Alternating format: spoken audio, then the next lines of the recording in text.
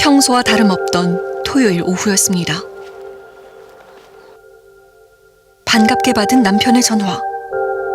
그런데 기다리던 남편의 목소리가 아니었습니다. 한 4시경 전화 왔을 때 처음에는 일이 일찍 끝났네, 퇴근할 때 저 하는 전화인가 보다 라고 전화를 받았는데 막 사람 비명소리랑 삐우삐우 소리랑 막 여러 가지가 들려서 감전이 됐다. 머리 쪽에 화상을 입었다. 아, 감전이요? 이 전기 쪽 일을 하셨던 모양이네요? 여보세요? 선생님, 누구죠? 언니예요. 여보세요? 119라고요? 무슨 일이시죠? 김효윤 맞으시죠? 남편분이 예. 공사 현장에서 감전사고 당해가지고요, 선생님. 아이고. 무슨 사고요? 감전사고가 있어서. 감전사고요? 얼마나 놀라셨을까요? 있어요. 지금 비명 소리가 계속 들리네요. 전기 노동자 김효용 씨. 부상은 심각했습니다. 저희 도착했을 때는 일단 의식은 있으셨고요. 근데 소통이 되는 의식 상태는 아니셨고 그냥 계속 소리를 지르고 계속 아파하는 모습이 보였고요. 그게 보통 전기가 들어가고 나가면서 나오는 커다란 이렇게 동그랗게 생긴 상처인데 그게 어깨랑 머리랑 이렇게 두 군데 있었던 걸로 기억해요. 아이고. 경기도 고양시의 한 아파트 단지. 사고는 그 옆으로 난 산책로에서 일어났습니다. 동료들과 함께 배전 케이블 설치 공사에 투입된 효용 씨. 저곳에서 사고가 일어났나 봐요. 변압기를 확인하던 그때였습니다. 거의 마무리 작업이었고 전기를 만져야 되는 작업은 끝난 상황이었다라는 거예요. 그랬기 때문에 자기는 드럼 케이블 쪽으로 가서 전기선을 끄는 작업을 해야겠다라고 발길을 돌아서는 순간에부터 기억이 안 난다고 한 거예요. 사고의 순간을 기억하는 건 효용 씨뿐이었습니다. 목격자는 없었고 주변에 CCTV 또한 없었습니다. 야, 그럼 얼마의 시간 동안 어떻게 감전됐는지 정확히 모르는 거잖아요. 그러면 아이고. 응급실로 이송된 효용 씨는 뒷목과 머리, 어깨에 화상을 입었고 뇌출혈, 뇌부종에 근육까지 녹아내리고 있었습니다.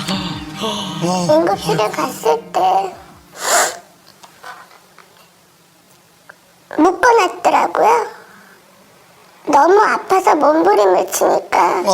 그러고 나서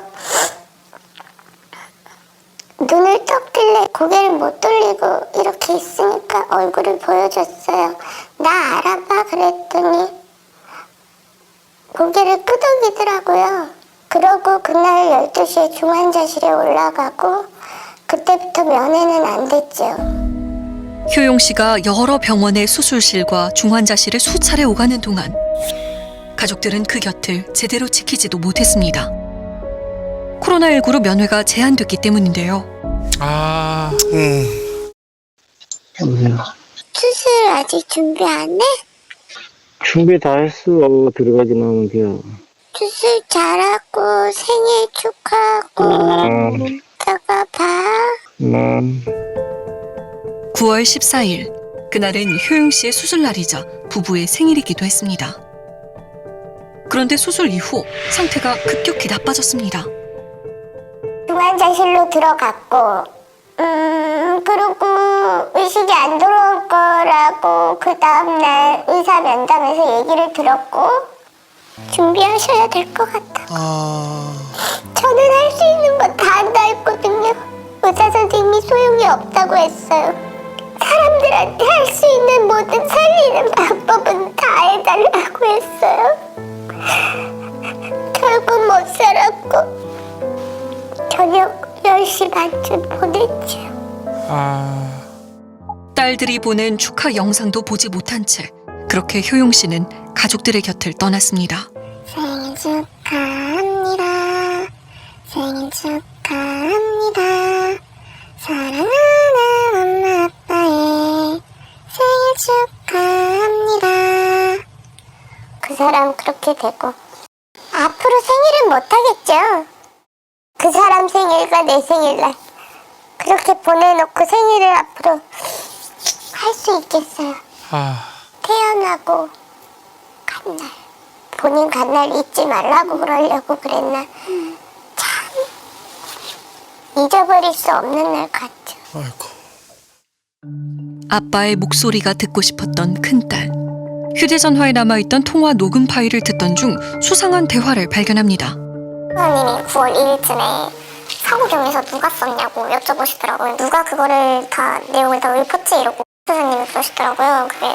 그래서 이거를 왜 물어볼까 의심을 하고 이제 좀 더 넘기는데 은퇴 지시를 하는 내용이 나오는 거예요.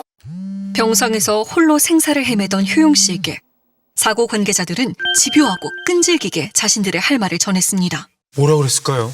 최대한 회사도 좀 살기 위해서 무단은 아니고 우리가 이제 점검 전날 작업해놓고 우리 뭐 확인 차원에서 뭐 발로 케이블 확인하고 뭐 그런 차원에서 암정이 된 것 같다 그렇게 다 이야기했거든. 누가 물어보면은 이야기는 그렇게 해도 될 거야. 그 편지장 없을 거니까 우선은 모르는 전화를 받지 마. 한전에서 전화 확인 뭐 하고 뭐 이것저것 물어보려고 전화할 거야. 근데 받지 마버려 모르는 전화해. 알았어.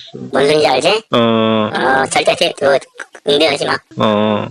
한전 직원 통화를 혹시나 하게 되면은 누가 물어보면은 정기가 하청으로 해서 일을 들어갔냐고 물어볼 수 있어요. 경찰서에 등번호 물어보고 그러면은 하청 아니고 일용으로 그냥 계약서 쓰고 일을 열어 들어갔다 그렇게 이야기만 해. 그래서 이제까지 효용 씨에게 업무 지시를 내리고 임금을 준 건 A 전기업체였습니다.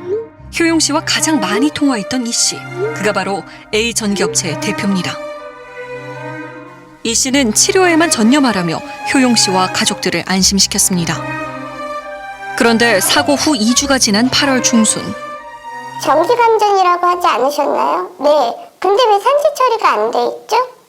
라고 물어보더라고요. 그전에도 산재 처리를 빨리 해주세요라고 계속 재촉 전화를 저희 가족들이 했었어요. 에이 참. 이상하죠? 한 씨가 급했습니다. 결국 혜연 씨는 직접 산업재해 신청을 하기로 하는데 얘기를 해주는 사람이 없어서 결국엔 사업주가 누군지를 모르기 때문에 그걸 알아보기 위해서 경찰서에 간 거예요. 사고 경위를 알 수 있을까 해서 소방서에 갔는데 그쪽에서도 진짜 구조하신 분들을 찾지 않는 한 모르는 거고 다 돌아다녔어요. 애기 아빠는 병원에 있는데 간병도 못하고. 넋 놓고 있을 수만은 없었습니다. 혜연 씨는 효용 씨를 붙잡고 사고 현장에 약도를 그렸습니다. 현장 동료들에게 직접 연락을 돌려가며 끝내 그날의 조각들을 짜맞췄습니다. 야. 그렇게 완성된 사고 경위서로 산재 처리가 마무리될 쯤 더 이상 효용 씨는 가족들 곁에 없었습니다. 그 너무 돈이 뭐라고 사람이 죽어가고 있었는데 그 너무 돈이 뭐라고 그 옆에서 간병을 못 해줬던 게 너무 한이 돼서 못 살 것 같아. 죽는 날까지 못 해줄 것 같아. 또 그때 해야 될 일을 하신 거잖아요. 예. 해야 되죠? 내가 죽인 것 같아서. 아니에요. 아유, 말도 안 돼. 그런 거 아닙니다. 네. 그들이 끝까지 감추려 했던 건 무엇이었을까요? 현장에서 효용 씨를 비롯한 노동자들을 관리한 A 전기업체. 하지만 실제로 한국전력과 계약한 업체는 따로 있었습니다. 아? 그럼 B 업체가 A 업체에 재하청을 준 것 같은데요? 현행법상 전기공사업체의 재하청은 명백한 불법 행위입니다. 이제야 좀 실마리가 풀리네요. 아, 그래서 하청이 아니라 B 업체의 일용직이었다고 얘기하라고 한 거군요. 한전 직원 경찰서에 등번호 물어보고 그러면은 하청 아니고 일용으로 그냥 계약서 쓰고 들어갔다 그렇게 이야기만 해. 그래서 회사도 좀 살기 위해서 무단은 아니고 우리가 이제 점검 전날 작업해놓고 우리가 그날 뭐 확인 차원에서 무단 작업 얘기는 그럼 뭐죠? 8월 6일 토요일, 그날의 작업은 한전에 보고되지 않은 무단 작업이었습니다. 대단히 안타깝고 아주 유감스러운 그런 사고입니다. 특히 지난 8월 발생한 사건의 경우에는 고 김다운 씨 사례와 매우 유사하는데요. 한전에서 보고하기로는 3일간 공사가 진행될 예정이었는데 이틀 만에 공사가 끝났고 남은 마지막 날 공사업체가 현장 정리를 하러 나갔다가 사고가 발생했다고 합니다. 그런데 감리업체는 현장에 없었다고 하는데 알고 계셨어요? 예, 공사에 대한 사전 아마 신고가 없었던 걸로 알고 있습니다. 평소 근무 일지를 꼼꼼히 적던 효용 씨조차 그날은 비워뒀습니다. 진짜 6일에는 정말 일정이 없네요. 토요일은 쉴 것 같은데라고 목요일은 그렇게 얘기를 했고, 그래서 금요일날 저녁에 또 물어봤죠. 내일은 일해? 그래서 그랬더니 내일 반나절만 하면 될 것 같은데 일 나간대 라고 말을 하더라고요. 일정에는 없었던 일은 맞았어요. 그러고 나갔죠. 작업 현장에서 처음부터 이상 신호를 감지했던 효용 씨.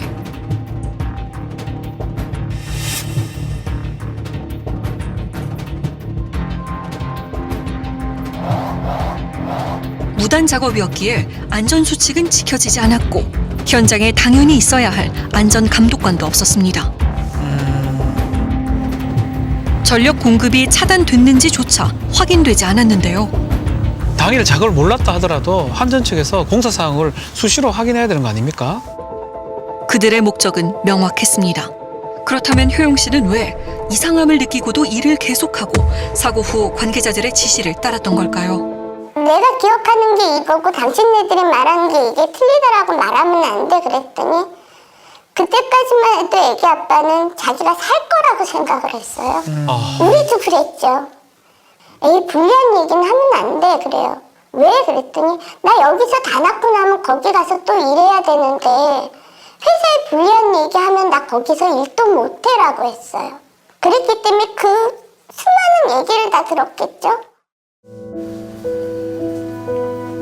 남편 효용 씨가 떠나고 한 달 만에 처음으로 용기를 냈습니다.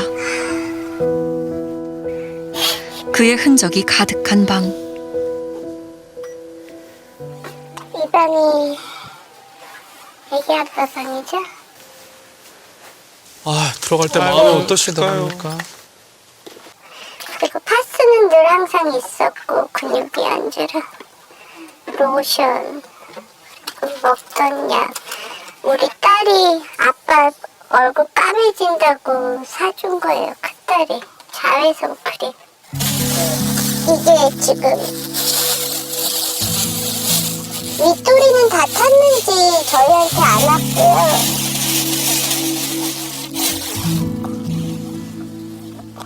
이게 지금 애기 아빠 입었던 저렴복. 하도 많이 입어서 다 해져갖고. 아이고. 못 치웠어요. 치울 수가 없어서. 애기 아빠 거는 하나도 못 버리겠어요. 앞으로도 어느 것 하나 손대지 못할 것 같습니다.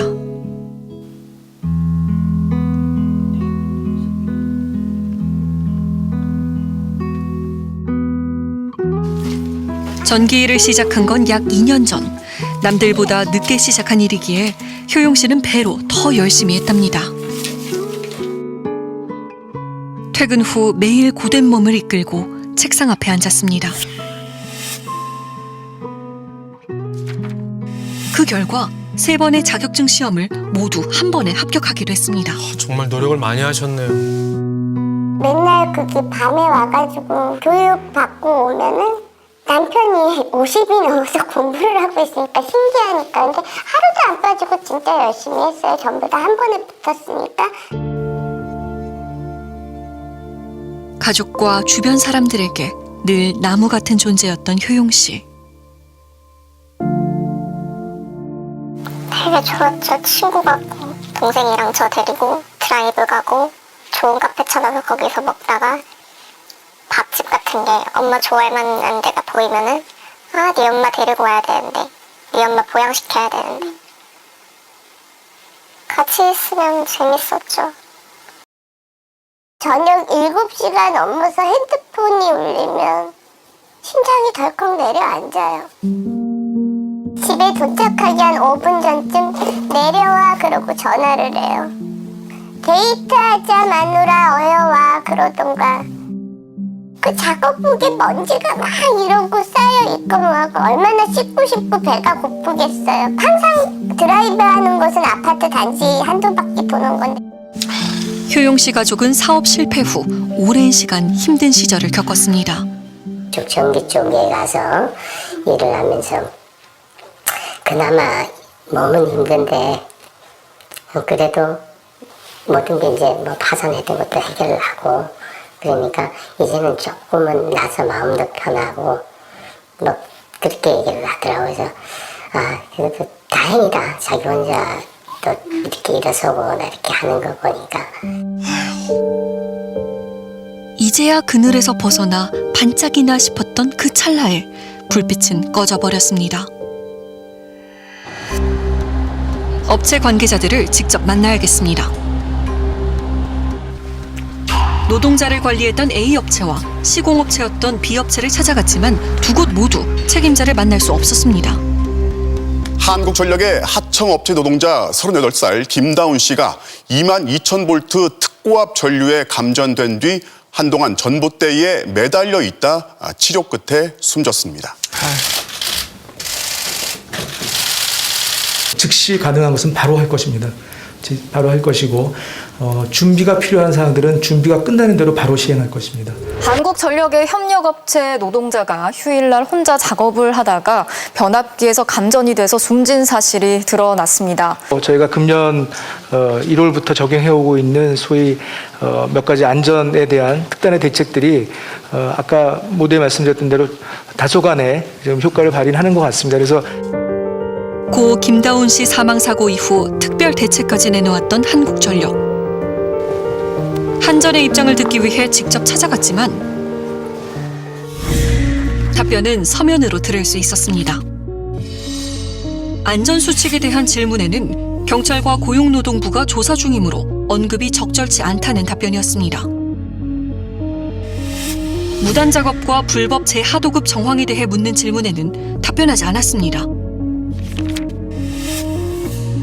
제작진은 고 김효용 씨 사망 사고에 대한 한전 측의 명확한 입장을 듣지 못했습니다. 전문가의 생각은 어떤지 물었습니다. 대법원 판결에 비춰봤을 때 이 한전이 이거는 책임을 지고 공사를 할 수밖에 없는 것이기 때문에 실질적으로 관리를 하지 않았다라고 변명하는 거는 그 면책이 될 수가 없고 한전이 어떻게든 책임을 질 수밖에 없는 사건입니다. 한전 차원에서 이런 불법적인 하도급이라든지 허가받지 않은 작업에 관해서 눈을 감고 있는 것은 아닌지 결국엔 그런 것들을 한전이 의지를 가지고 잡아내야죠. 그렇죠. 남편을, 아빠를 만나러 가는 길입니다.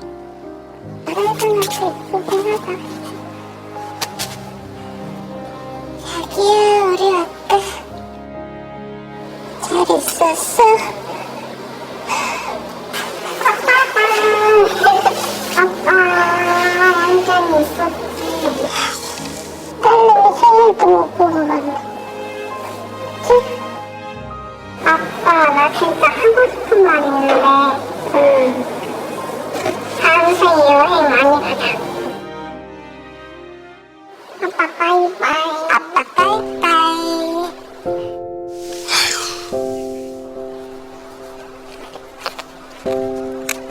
가족들은 이제 진짜 이별을 준비합니다. 많은 사람들의 마음이 너의 이름에 새겨져 있는지 얼마나 많은 사람들의 추억이 미안해.